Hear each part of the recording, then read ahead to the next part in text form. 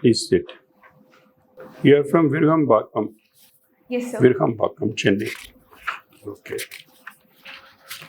All right. Now, see, one thing sometimes bothers me is that we are giving too much importance to animals in certain ways.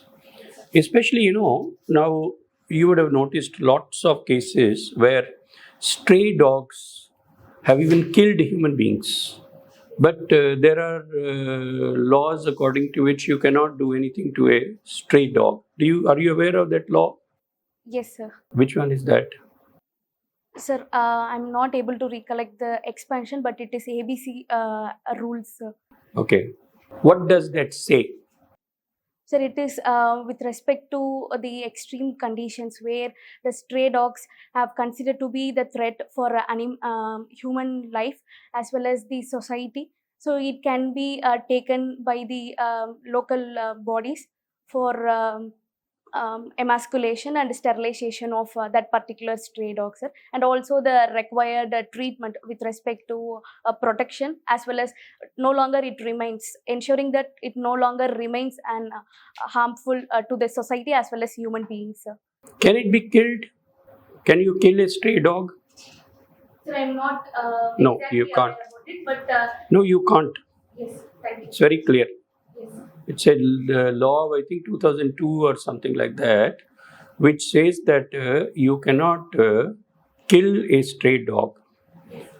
If it is suffering from rabies, then what you need to do is not to kill it, but keep it away. Then within 10 days or 12 days, it will die its own death. But you cannot kill. Okay, sir. So there is an express ban on killing a dog. In spite of the fact that there are many incidents in which dogs have killed human beings. Don't you think it is overprotection to an animal which is not so essential for us that we need to give it protection over and above the human beings? Sir, I agree that there have been a few deadly instances and where human beings have been killed by the dog. But according to our constitution, where it states that right to life being given for all the beings, including human beings as well as other living beings. So I guess the government as well as the local bodies and the human communities have should come together to have a strong protection where we see there is no threat to the human life because of stray dogs and other deadly animals, sir. Okay, supposing a woman's child is killed by a stray dog, can we convince her of the justification of that incident by showing her the constitution? We have been seeing the whole world is being run for the humankind, by the humankind, even though we constitute very minimal percentage of the population. I believe the onus is on human being. Previously, before 1980s, to state especially, we have been taking measures for the welfare of the human beings and their development without having a serious concerns thinking about the environment. So we are facing the consequences in the form of climate change, global warming, etc. So now I believe there should be a robust framework and regulation over those. And still I'm not convinced that there have been over emphasis on protection of animal. No, environment is something different. Yes. Stray dogs are something quite different, And when you say that human beings have dominated, human concerns have dominated, that's one thing which is, see, the thing is, this is where you come to the issue of the individual versus the mass. Yes. Okay. Ultimately, the focus has to be on the individual. Supposing you have a welfare program, you have something, you take some measure, that measure is taken so that the individual gets benefited. Isn't it? Yes. So whenever you do something, because it is the individual who has his or her life, Yes. The society is a sum total of individuals. Okay? Yes, so where do these stray dogs fit into this entire thing, That is where you have to be very clear in your mind. Okay? Sure. Think about all this. Sure. Yeah. Yes, thank you, sir. Nilabharathi, Yes, sir. your parents are both in the field of journalism or only father? Father, sir. See, it's kind of concerning that India has not been doing well on the press freedom index, right? Where do we rank? Any idea? So, sorry, sir, I'm not aware of it. You don't know where we rank. In the top 10, No, sir, we are not in the top 10. top 50, No, sir. top 100?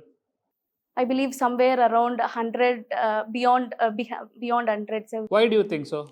What is the problem? Have you ever discussed it with your father? Because you are a budding bureaucrat. You appeared for civil service interview also, UPSC for civil services. Yes, sir. Now you're going for forest service, right? So your father is a professional journalist. Yes, sir. Have you had a discussion with him and found out what is the reason why we are falling down way below in the ranking? Sir, actually, as his role in he is working as program coordinator for the. So we haven't been into real conversation about. You don't talk to him at all. No, I talked to him. What do you talk to him about? What other things do you talk to him? Sir, about the current affairs, about the press related issues. What were the So constraints? you've never thought it fit to discuss this with him? No, so we have discussed few times, but not into serious. Okay, fine. Yes, You have not discussed with him. I thought he is a professional, so he'll be able to. On your own, you tell me what could be the reason why we are not doing well in that press freedom index. Yes, sir. Sir, one thing I can think of is over regulation and restriction over freedom of speech and expression with respect to the press, and the censor over the press news establishment is also one thing where the media is concerned that they have not been able to. How do you say it is being over regulated? Give me an example. So, for example, the recent introduction of Press Information Bureau's fact-checking unit that has been spoken as a concern with respect to eliminating the news which is considered to be anti-societal. You mean to say only after introduction of that? No, sir, that is a recent one. There have been instances. Because these rankings were not based on anything to do with that, right? So, give me a reason why we are not doing. You said some regulation. We are being, excessively regulated by the government. You said. How did you say that? So there have been media regulation rules where. Again, you're talking about some rules. I'm talking about the ranking has been falling. We are not at all figuring in the top 100. Yes, sir. Okay. We are somewhere hovering between 150s and 160s. You're talking about some rules. Okay, I don't see any connection there. Are there no other reasons as to why we are doing poorly on the press freedom index? I'm not exactly. You don't yes, know. sir. Okay, Yes, sir. fine. We'll move on. I find that you have written in your DAF that you have a keen interest in inscriptions. Yes, sir. Okay. What is the utility value of reading, understanding, deciphering inscriptions? Why should we do it? Why do you do it, and why should we do it? Sir, it is always said that histories are a great teacher where we can learn not just from the past, and we can design our future things as well as the present things from the past. So knowing past is one important thing from learning and studying inscriptions, according to me. And the second would be the societal pattern as well as the cultural existence over the previous era, from Sangam literature as well as the Pallava and the three kings, the three important kings era. So those things we can infer from reading inscriptions. And about the historical perspective, I can say inscriptions considered to be the credible source of history, sir, where most of the times we have got evidences of administrative details. For example, with respect to Uttaramerur inscription about the election patterns, also about the land donations, where we see the societal as well as the how the kings come up with the issues of society, sir. This you are also writing Tamil poems and Tamil short stories. Yes, sir. How many short stories you have written so far?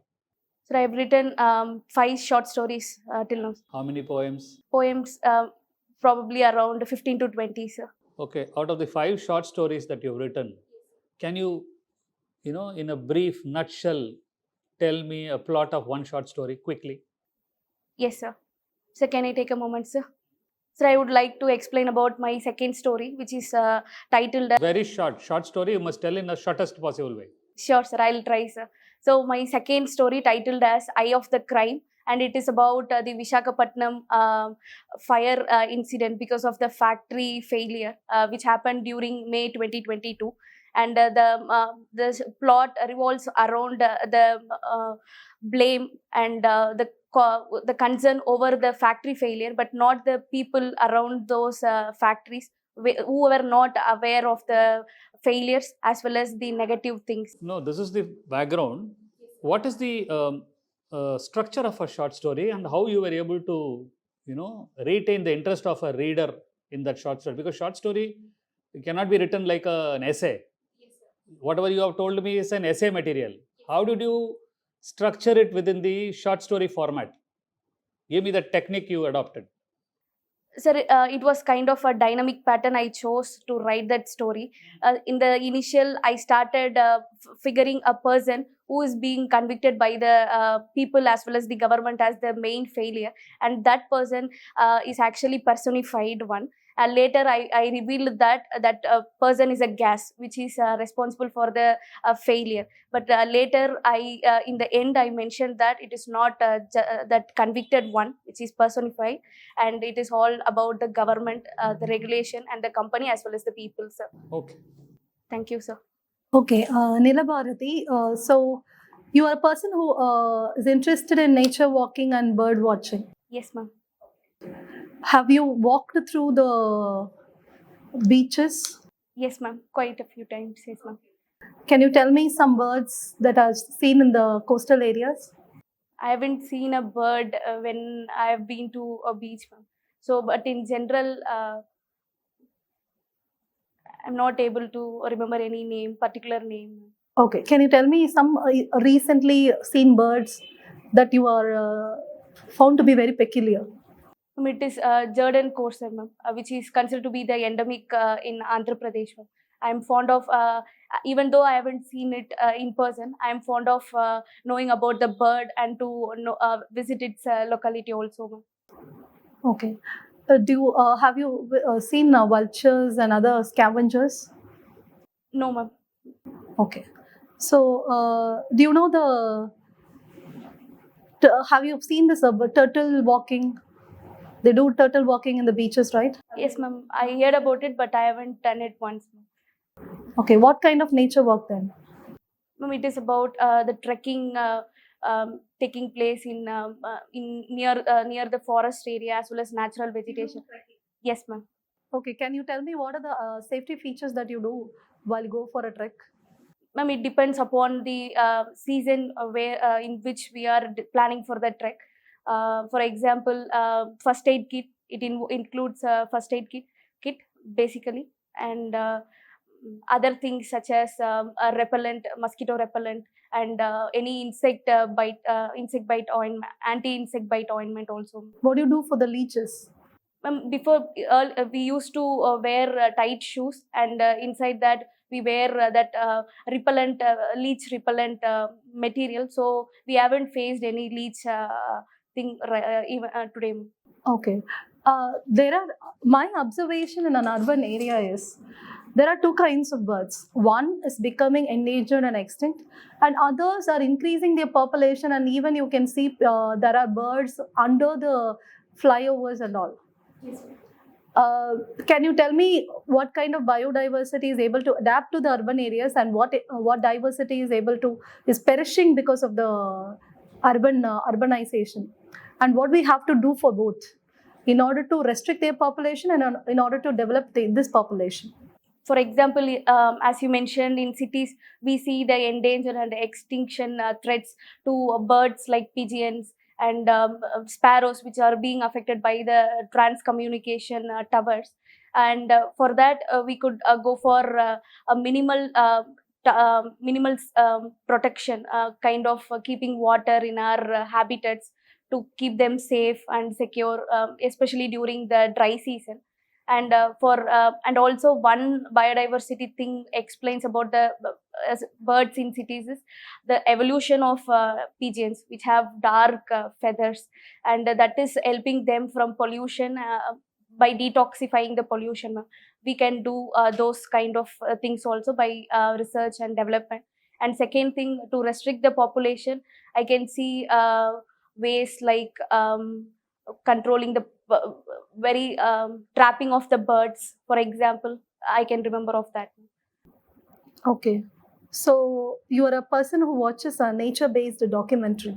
Yes, ma'am. Do you know the person? There was a lady. She protected some bird. It was a famous documentary recently in news. Can you talk about that? Which lady and which bird?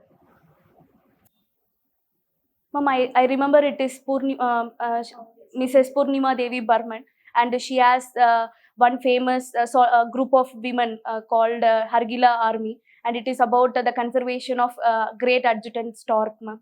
Well, tell me, what is the status of this stork? I remember it as critically endangered species.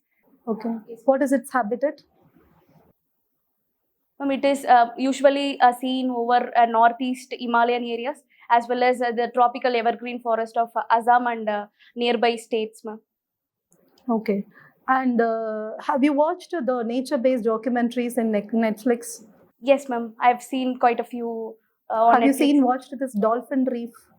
Sorry, ma'am. I haven't watched it yet. Okay. There is another thing, Planet, right? Yes, ma'am. Have you watched that? Yes, ma'am. I have watched it. Okay. So they first start with all evolutionary species, which means very past-oriented thing. Can you tell me some animal which captured your observation? I mean, you can't see a normal tiger. The tiger would be different in that Planet. Have you seen that?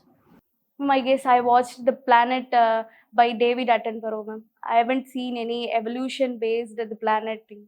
Okay. Yes. Okay. Can you tell me the documentary based on great hornbills? Sorry, ma'am. I haven't watched it. Okay. So you, if you become a forest officer, and they say they wanted to excavate on a Tamil epigraphy or some excavation they wanted to do, but it's on a forest, what would you do?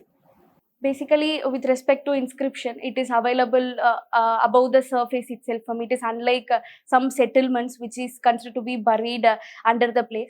But as forest area is concerned and a threat to ecosystem as well as wildlife is being considered, we can go for we have a technique, ma'am, where we can replicate the models of inscriptions through remote sensing as well as GIS based system, where we can replicate those inscriptions in our computer as well, ma'am. So we can go for those latest techniques to avoid the excavation as well as to retain our ancient heritages, ma'am. Thank you, sir. Thank you, ma'am. Okay, Nilabharathi. I'll tell you one story I wrote. Yes, sir. Okay, this story is called Jyoti, and it was published in Dinamani Kadir. Okay. Okay, what is the meaning of Jyoti? So fire, sir. It means fire. Or Deepam, Yes. light. Light. Okay, what is the story of Jyoti? You know, there is a young boy whose father was a school teacher. He has taught him very good habits. He is studying in a college and he does not drink, doesn't smoke, doesn't drink. So he becomes a misfit in his group. And people tease him, his fellow students tease him, calling him Parani. ஏன் பழனின்னு சொல்றாங்க? பழசு. Okay, sir. உன்னுடைய habits are பழைய habits. So you are Parani. Okay. So this begins to act on his mind and he thinks, am I a misfit? Is there something wrong with me? So one day what happens is, when a birthday party is going on, they are distributing liquor to everybody. He says, எனக்கு கொடுக்க மாட்டீங்களா? So somebody gives him liquor. Now one person who is sitting there, when he sees that liquor in his hand, he is not able to tolerate that. So he snatches it from his hands. And he says, நீ ஒரு ஜோதி, நீயே அணிஞ்சிட்டேன்னா கம்ப்ளீட்டாகவே இருட்டாயிடுமே.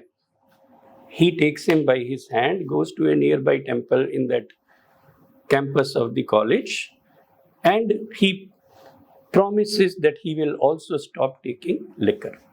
This is the story. Does my description of it make things clear? Yes, sir. Very clear or somewhat clear? It's clear, sir. Okay. Was your story as clear as this? So you must train yourself. Sure. Okay, how to present things. Yes, sir. See, why I have been able to present it so clearly, because first I decided what was the theme of the story. The theme of the story is that there is a person who is following certain principles. He is under pressure, then he bends under that pressure, but there is a change. So this entire thing comes out through my description of the story. Yes. So what is my conclusion? My conclusion is you are very confident, you have a confident body language, you have good command over English, you have clear pronunciation, very good voice, everything is good. What you need is something called organized thinking. Okay? What is organized thinking?